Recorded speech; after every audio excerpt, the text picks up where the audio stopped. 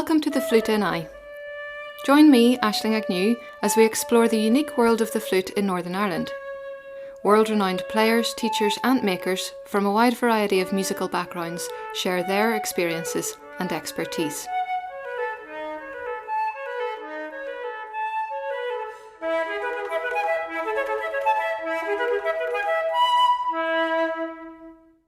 This episode features the traditional Irish flute player Tara Bingham. Tara has taught at festivals all around the world, and she has performed with her husband Dermy Diamond for over 40 years.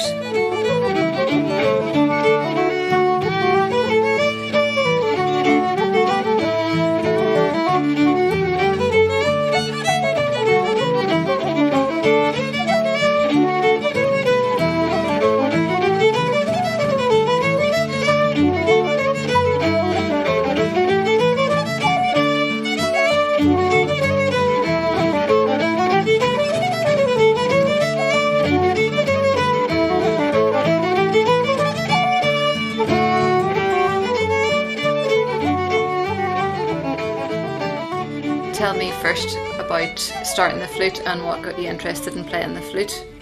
Okay, I didn't really want to learn the flute at all. I wanted to learn the pipes. The house I grew up in, my dad was a flute player. Pipes were hard to get at the time, and also I play left-handed, so it was a bit awkward. Mm-hmm. And there was a flute in the drawer, bits of an old flute, so I was given a flute and sort of said, okay, we'll try and get you pipes. And by the time they did pick up a practice set of pipes, I sort of liked the flute. Had it grown on you a wee bit by then? Yeah, it did. It sort of grew on me. It wasn't by choice, I didn't think, I like the sound of that, I'd like to learn it. It was the pipes I really fancied learning. And did you learn the whistle first, like a lot of people, or were you? Yeah, I did. Whistle. Most people seem to learn the whistle and then, some move on to the flute. And in those times, some actually just stayed on the whistle. There were a few really good whistle players.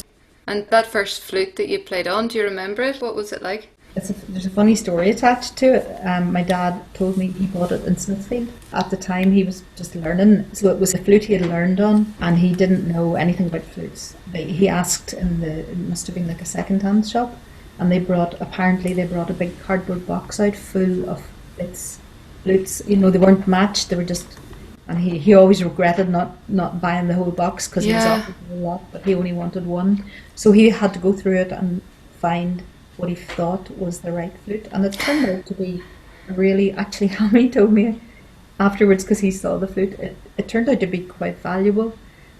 So it's made of boxwood, and it's not lined, the mouthpiece isn't lined, and it had one key on the bottom, and all the rings were ivory, and it was white, it was pale because it was boxwood. And there was like a very distinct turning bump around each joint before the ring. And what did he do? He brought it home and he buffed all those down and he stained it black. It looked like everybody else. And destroyed it. I mean, I still have it, but it's not. You haven't played it in a wee while? No, but I wouldn't get rid of it just because it's the story that goes with it. Because everybody, he said, had black flutes with Jubilee clips and sort of electrician's tape around them. He wanted it to look the same as everybody else's. So. I'd love to know how that box got into Smithfield Market with bits of flutes in it, like. Maybe from a band, or it could have been.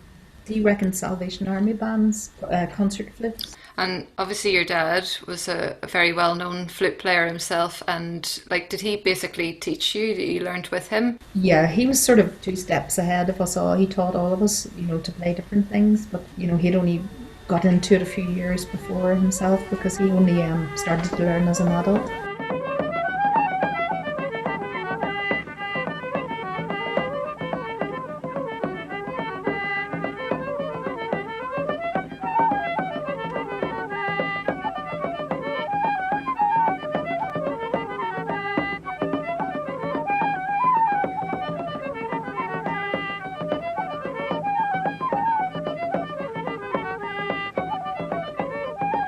And did he play other instruments as well then? Because you said he was teaching you all. What was he able to play himself? He played the guitar and sang with sort of the folk revival. He was in a sort of Clancy Brothers type. They wore Aran sweaters and he sang. And I think they called themselves the Irish Rovers. I have a few photographs of them, and I think they did quite well. They had, I think they played in the Ulster Hall, which was a big deal, those days. They were all quite young at that stage, probably in their late 20s. So you were all playing music, obviously, as a family, and then you must have met other people like that you were playing with then yourself. Well, through my dad, I met lots of people because he used to take us to Flas even when we were in primary school. Before we played music, we used to go because he was obsessed with music at that stage. So we met a lot of people that we're still friends with. It's funny that the friends you meet, musicians, it's like a big family, as you know. It cuts across all borders, doesn't it? Like, because geography doesn't seem to matter, and years can pass and you just pick up where you left off. You were telling me about working at Queen's at the age of 16. Yeah, that was John Blacking. Professor John Blacking was the man's name, and he had the very top room in the ethnomusicology department, and he had lots of different instruments, instruments I'd never seen before, and people used to come in and practice on them. It's really, he was a very interesting man. Did he have any other types of flutes? I remember mostly percussion instruments in there, but I'm sure he did.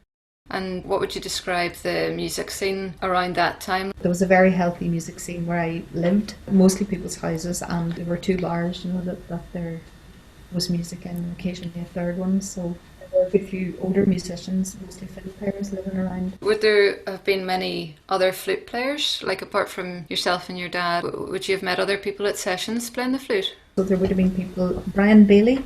I was quite young at the time, the other people's names I wouldn't remember, but there was another flute player, and there was my dad, of course. There's a lady called Helena Rosen, who's related to the Pipers, and she lived in Cumber. She played the whistle. Whenever you moved away from Northern Ireland, like roughly when was that? Oh, we moved in 1987. And would you have still been coming back much? No, we wouldn't have been around as much, and then we had small kids, like maybe in Maddens in Belfast or in Lisbon. There's a pub where I grew up. There was a bar there. It was known as Dick's. There was music in there, so if I was staying with my mum, which I usually would have been, I would have gone up there with my dad. You would have been still going to the Fla and stuff? Like when the kids were small, would you have gone, or did you have a few years where you weren't really able to do that as much? There was a few years where we didn't go, but that sort of coincided with me being asked to teach at the Willie Clancy School in 1983, I think was the first year. They accommodate you, and that was much easier because then the following year we had a baby. Yeah. We just stopped going to Flas, and that was a nicer thing to do, to go down to teach. Do you have any particular tips for learning? I suppose you tailor it, to whoever you're dealing with, but the main thing is to try and find what music they like, especially for the first few lessons, and try and get them to be able to play something as soon as possible, even if it's not fantastic. I think it gives them a great sense of achievement if you can get somebody to play something fairly quickly, because you can always go over and over and fine-tune it afterwards. To keep their interest, especially kids, probably tailor it to each person. And your own kids play music, is that right? Yeah. They do.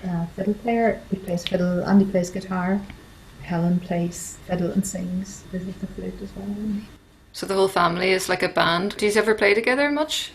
We didn't that much because I suppose each person wanted to do their own thing, And he's a professional musician, so, and he's living in America now. So Helen she does it as a hobby, really.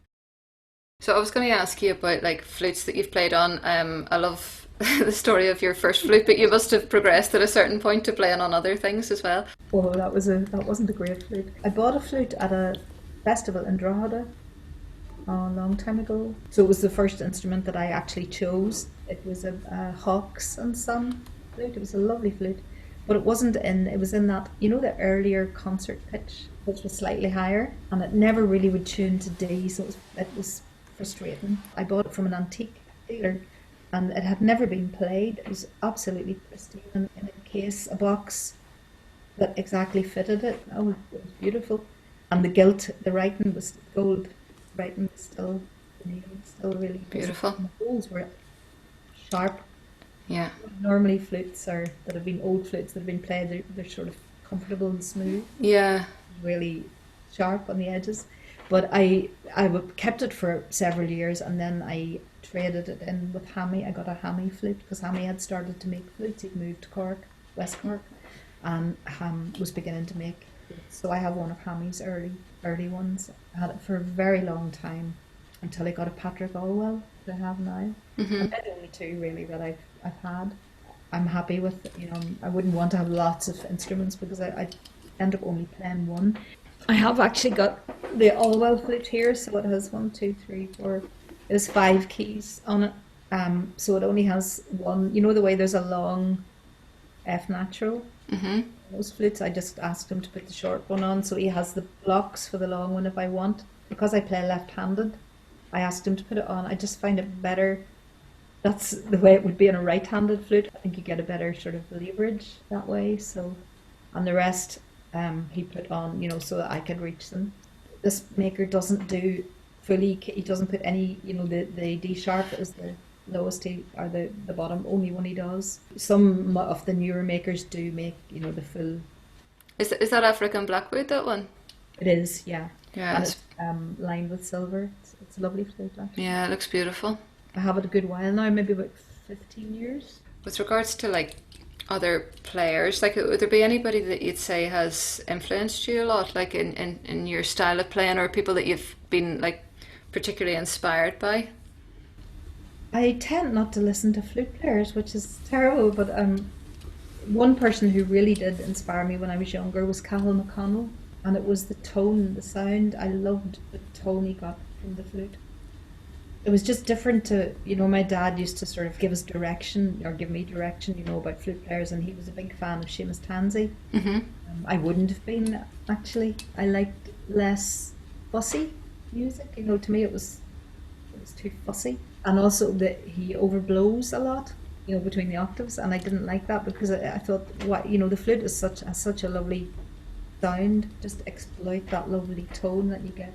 And to me, Cathal McConnell did that. He played very simply. Yeah. He got the most beautiful sound, in his early recordings, if you hear him from way back.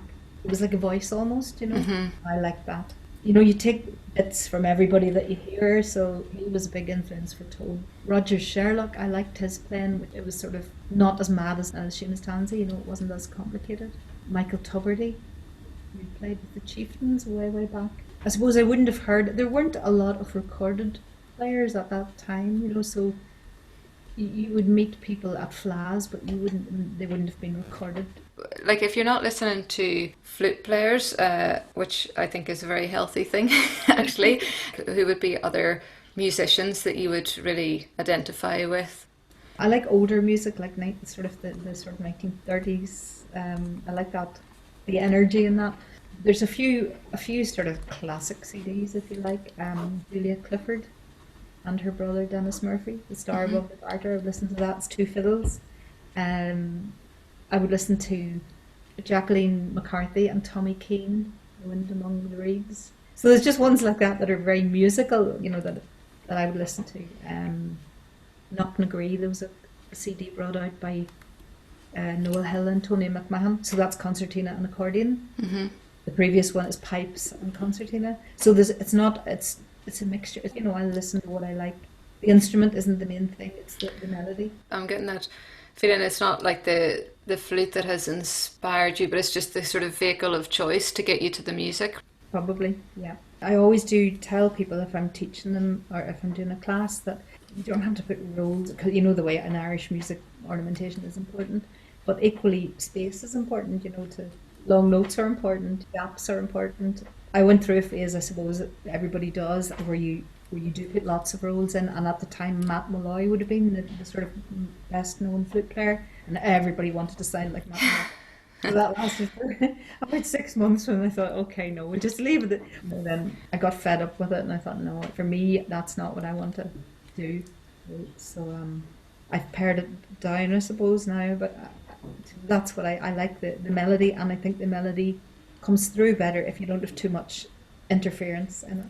And also my father, one thing he really drummed into all of us was how important variations are, but not to change the tune. One note, if it's the right note, can make a huge difference. I don't even notice myself doing it. I would change each time I play the part. I would change it slightly. It could be a breath, it could be a pause, it could be a roll. It could be a few notes. It's just different. you do it unconsciously. I think that's why I would favour the recordings that are made, maybe the theme is like an older collection of music that has been recorded for the first time, or recorded by sympathetic people who are sympathetic to that, and that maybe was their project, that they wanted to play it as it was written. Much more simple and more melodious. Usually, there's more of a tune. Do you think that, given the global appeal that Irish music has now, do you think because of that, and the fact that there are sort of superstar players and that it sort of leads people down that path a wee bit more than it maybe would have done before? From what I can see, the two things coexist. People are still playing in small groups in local areas and houses and bars, and yet there are people who are more in the band scene and making money out of it. So hopefully the older tradition will continue in the houses and in the pubs, and maybe now more in the houses. Maybe it'll go back to house sessions, which I think would be great. That's what I was used to when I was young. That would be great. But there do seem to be sort of two different routes now. We did make a conscious decision not to do it as a job, because then it becomes a different thing, I think, And I imagine it would, from speaking to people who did choose to have it as their career, I think it would change your music, You'd be playing the same set. I know this has happened with friends of mine who are professional musicians. They say that after a while they get really fed up and they just love an ordinary session, playing all the tunes that they'd nearly forgotten, because you're playing your set list and you're doing that for months on end, It wouldn't appeal now to me.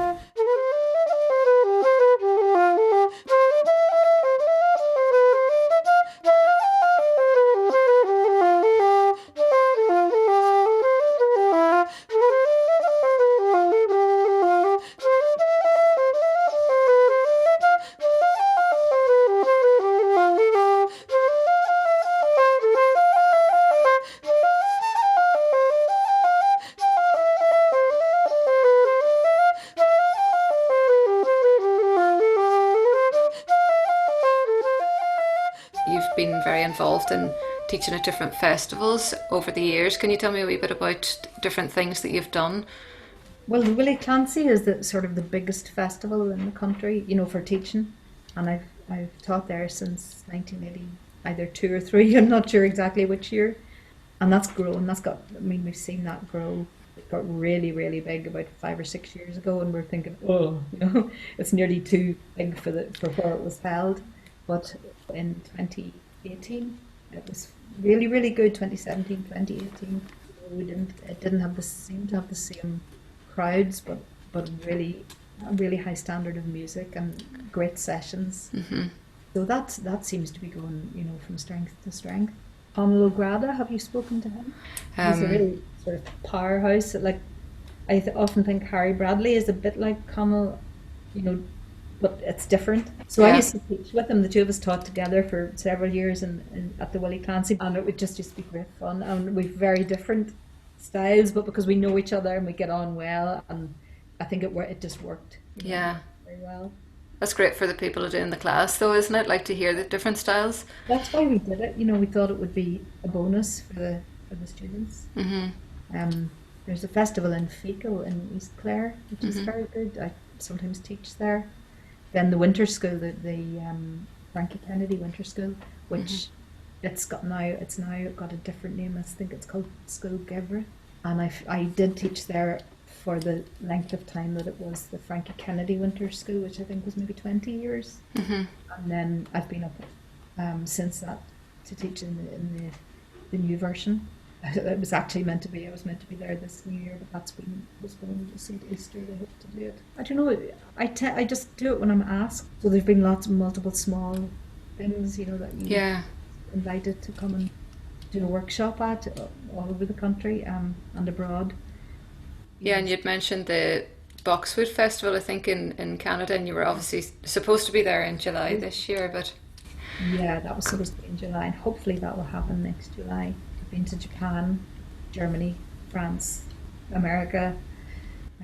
I don't really keep a note of all of them. Austria, you wouldn't expect.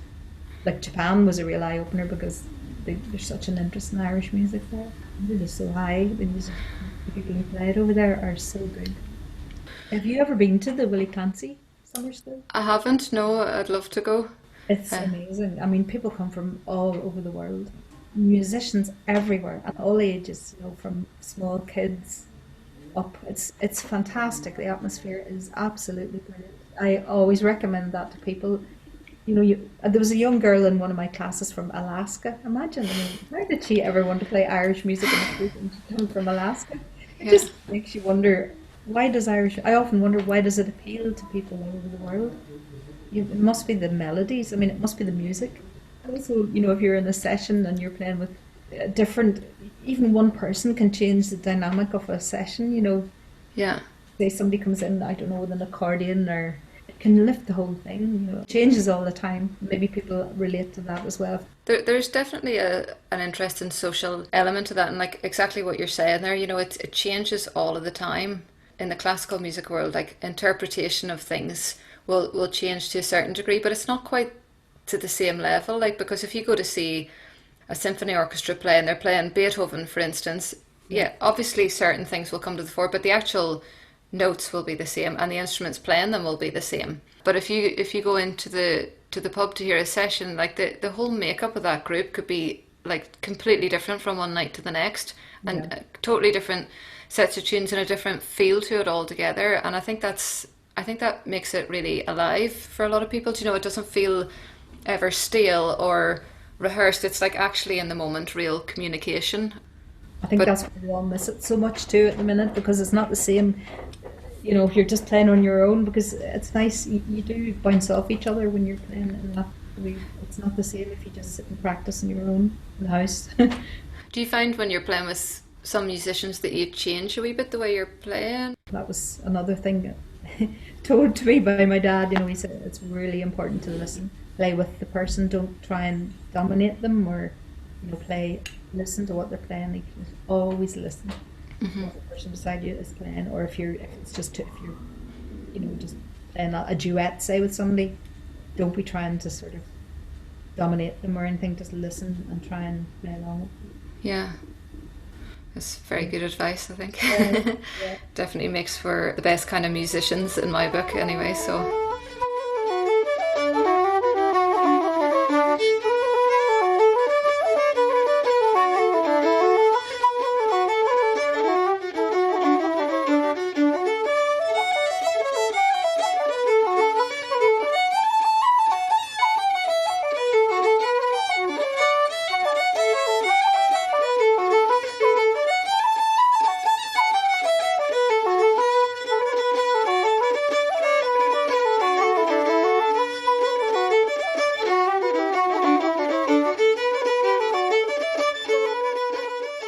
I suppose I said about my dad playing the flute. He learned or discovered when he worked in the shipyard, I think it was. Somebody let him hear or told him about music, and he went, you know, to look for this Irish music. And there was a session in a hall, must have been a church hall at Carlisle Circus. It was a cultist session, and he said most of the men there they weren't from Belfast, but they were working in Belfast.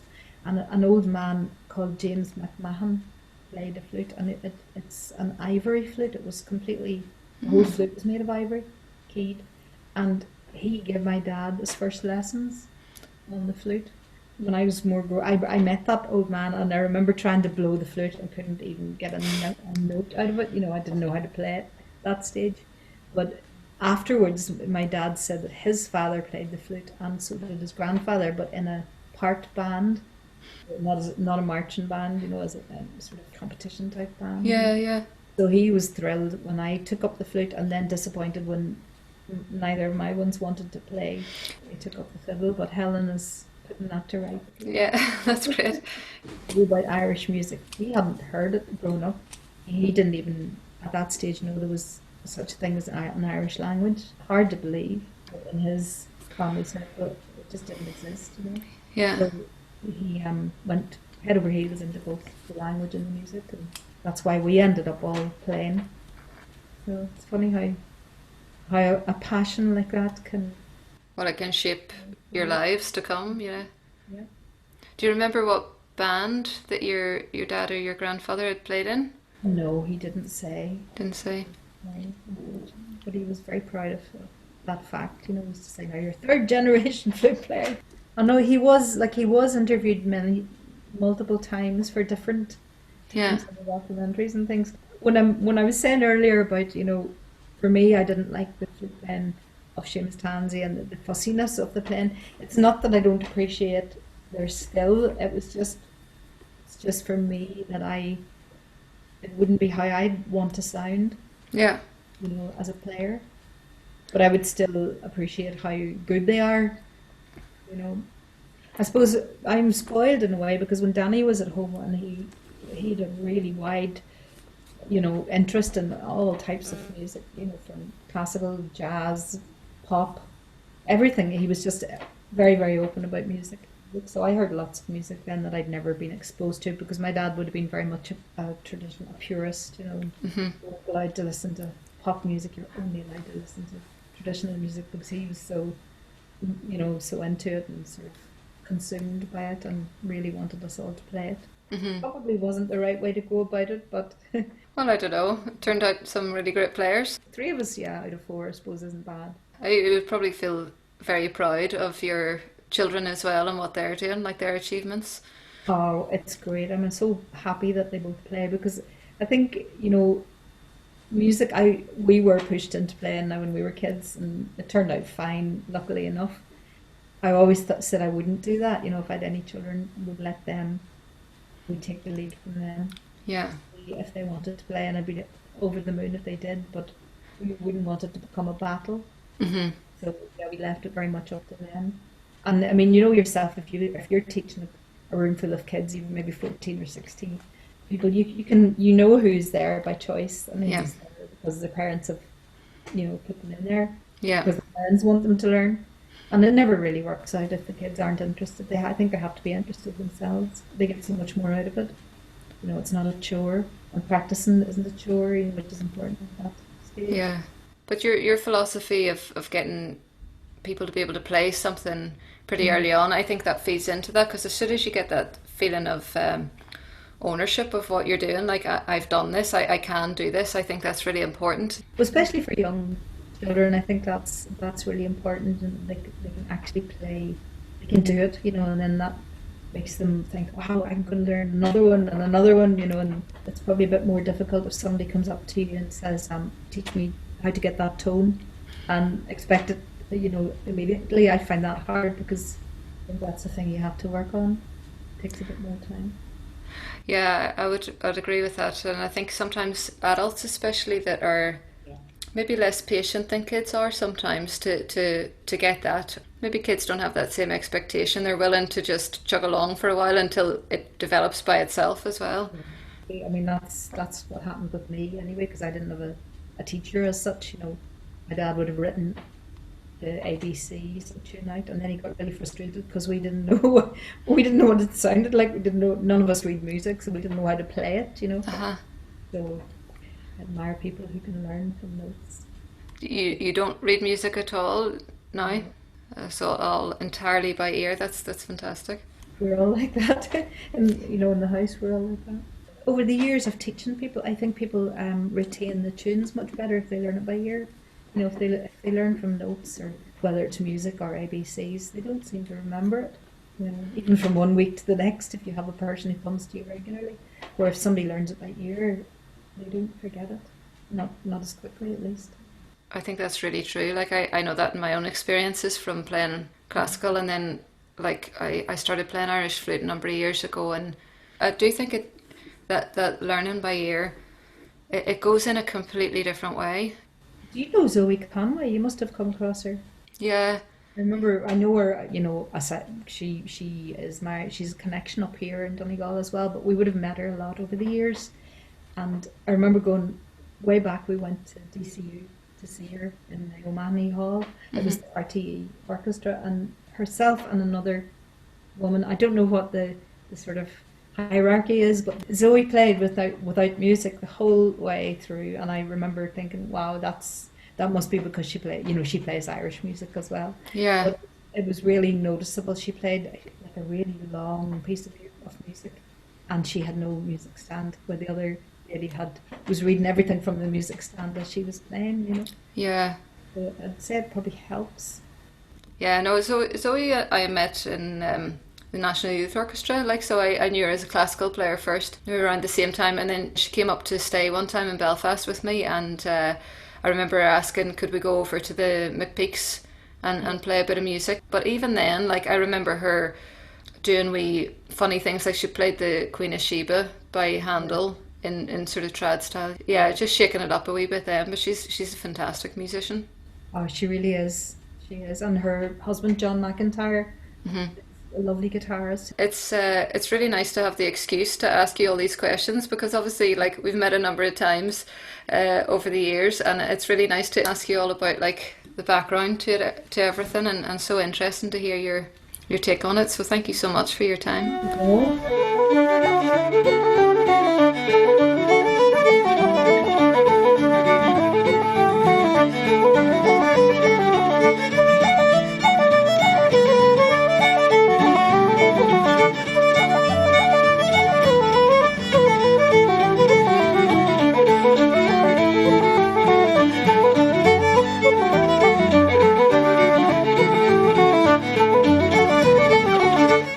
Join me next time when I'll be speaking to the legendary Irish flute maker, Hammy Hamilton.